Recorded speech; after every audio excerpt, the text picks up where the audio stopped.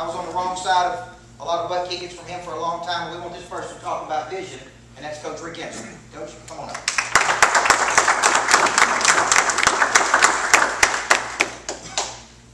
Thank you, Mike.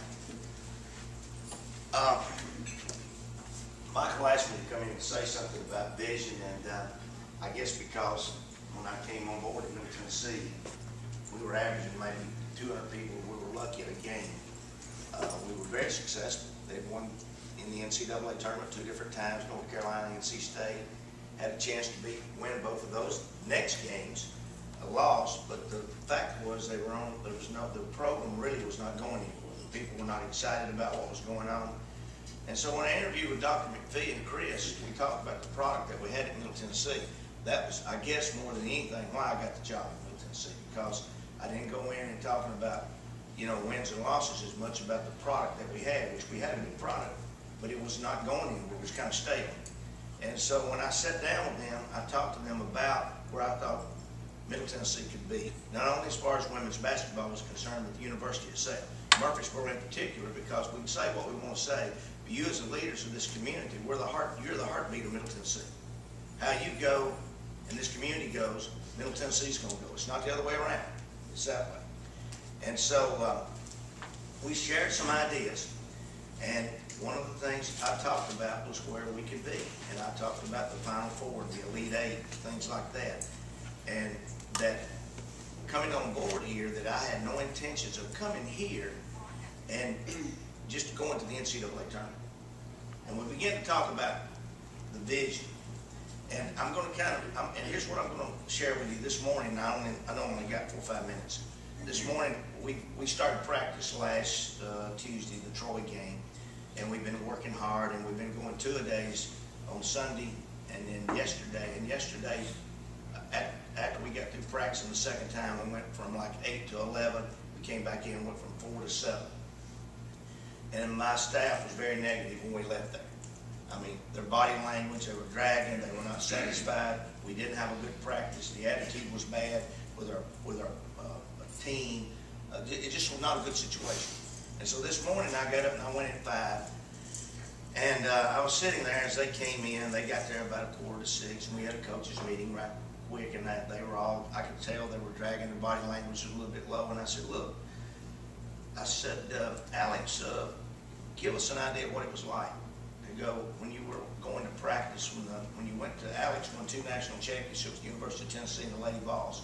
I said, share with us right quick, just out of the blue. I said, share with us right quick what it was like to walk in and practice in front of about 8,000 people. You're at the Final Four.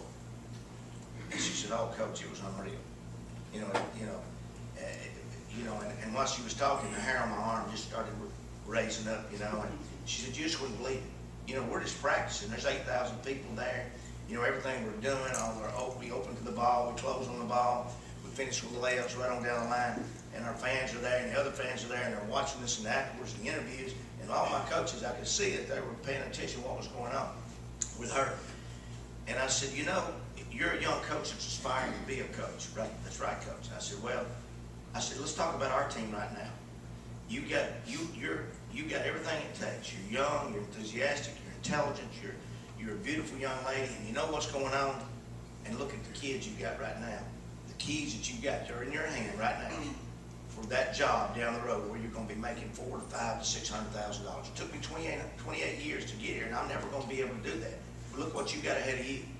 Then I turned to Mariska and I turned to Kim, and I said, look at the young ladies y'all are dealing with right now.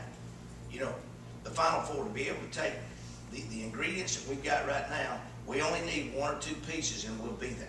All we need is 1 or 2 pieces. And we're young right now. We're dealing with freshmen, sophomores, and what we got to do, we got to keep building them every day. We're not going to go feet. We're not going to go yards. We're not going to go miles. We're going to go inches. And then the next thing you know, we plug 1 or 2 more into that, and then we're looking at going to an Elite Eight plan to get to the Final Four. All of a sudden, I could see their whole body language just changed.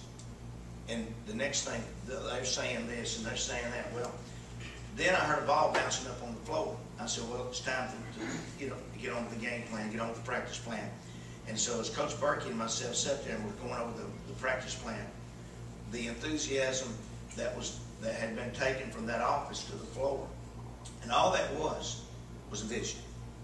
I was just sharing a vision and allowing her to take that vision that she had, take that, not a vision, that experience that she had, share that with the other coaches. They got excited, and when I walked onto the practice floor this morning, you would not believe the attitude that we had, and it just started right there with the leadership, which was me, allowing those young ladies, those coaches to share and then take that to the team.